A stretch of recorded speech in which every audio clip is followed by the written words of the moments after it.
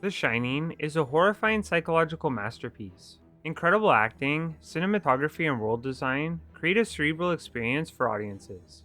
Jack Nicholson, Shelley Duvall, and Danny Lloyd give the performance of a lifetime. Tiny changes in facial expressions tell a story all their own. Wendy's deep sense of fear makes us feel like Jack is waiting to strike. Expert camera work and an intricately designed hotel give off the feeling of being watched. As Danny takes his long ride down the corridor, we don't know what waits just around the corner. Every inch of the Overlook was plotted out on cardboard before construction. All the lighting structures inside the building were created with film in mind. Not to mention John Alcott's camera work, which is the true star of the show. Even though the building is massive, all the shots have a sense of claustrophobia. Standing alongside the characters adds to the tension. One of the most underappreciated elements in The Shining is the psychology at play. Stanley Kubrick and Stephen King understand fear exceptionally well. Part of what makes something scary is the unknown. Are the Torrances suffering from cabin fever? How does the dark history of this place impact the character's mental health? Are evil spirits toying with their psyche? A lack of clarity lets the mind wander. The film constantly builds tension using ambiguity. The first hour and a half of this movie are centered around dialogue and context clues. Even though we have so much information, a lot of the imagery is left open to interpretation. So today, I want to break down The Shining. If you enjoyed this video, like and subscribe so you always see my latest content. Fear has an essential role in our mental health. Many see the sensation of feeling afraid as negative, but nothing could be further from the truth. While unchecked paranoia can result in various problems, we need fear. Feeling anxious lets us understand potential threats to our well-being. Cortisol and adrenaline production help us get up in the mornings. Without fear, our lives would cease to have meaning. The Shining taps into our nervousness by exploiting our sense of security. Most movies have a binary depiction of good and evil.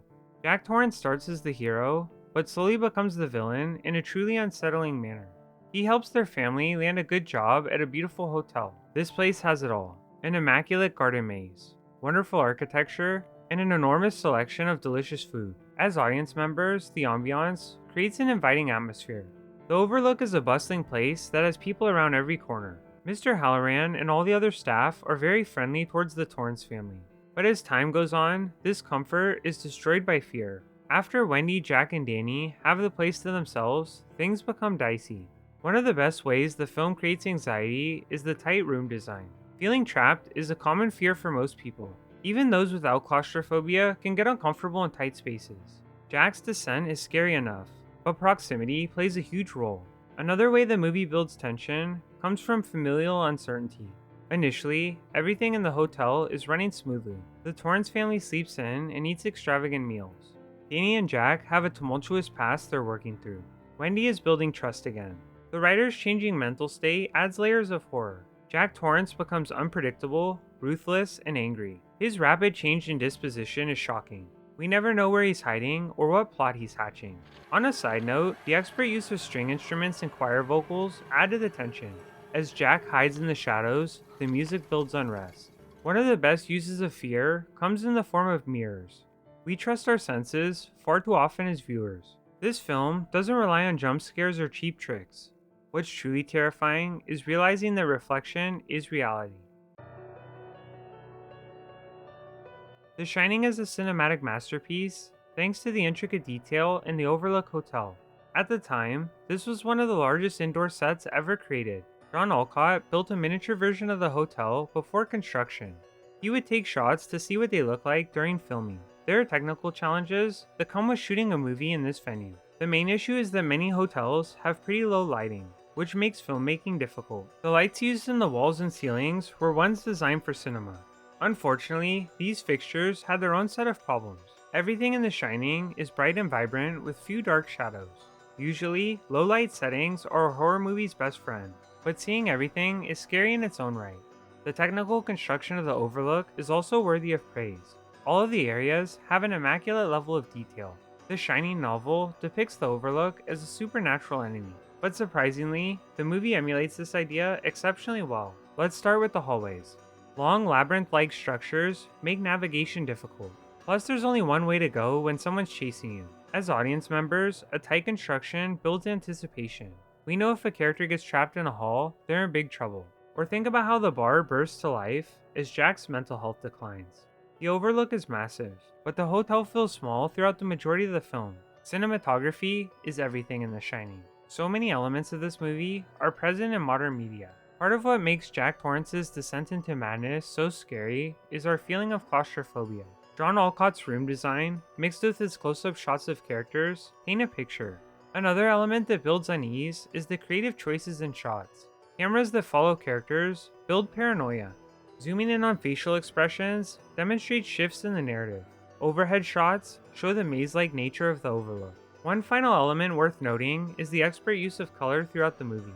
As Jack loses touch with reality, the palette becomes increasingly bright. The cinematography, hotel design, and color choices in tandem create an intoxicating atmosphere.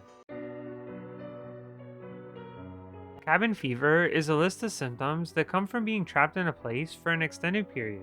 The Shining is so scary because the experience of the characters is so relatable. Our enemy isn't a monster or a demon. The antagonist is someone who's been stuck inside for too long until he eventually loses his mind. Jack Torrance's value comes in his demonstration of the effects of social isolation. While it's true he has his family around, his relationship with them is disconnected. Feelings of boredom, restlessness, and irritability are hard to cope with. Many who are in this situation find unhealthy outlets. Stephen King's understanding of cabin fever helped him create such a powerful story. Jack Torrance is a recovering alcoholic who's had a history of abuse.